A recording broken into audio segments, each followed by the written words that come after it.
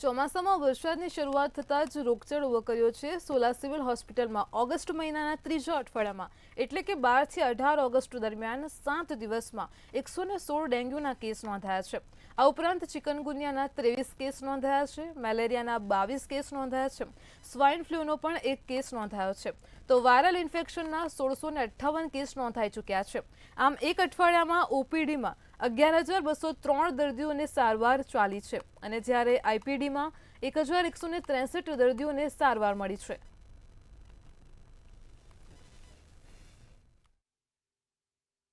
એમાં 542 ડેન્ગ્યુના સેમ્પલ લેવામાં આવેલા, એમાં 116 દર્દીના રિપોર્ટ પોઝિટિવ આવેલા તથા મેલેરિયાના 525 સેમ્પલ લેવામાં આવેલા, એમાં 22 દર્દીના રિપોર્ટ પોઝિટિવ આવેલા તથા ચિકનગુનિયાના 23 સેમ્પલ લેવામાં આવેલા, એમાં કોઈ પણ દર્દીનો રિપોર્ટ પોઝિટિવ ન હતો તથા ડાયરિયાના 23 કેસ હોસ્પિટલમાં ગયા અઠવાડિયામાં નોંધાયેલા અને વાયરલ ઇન્ફેક્શનના 1658 દર્દી ગયા અઠવાડિયામાં નોંધાયેલા.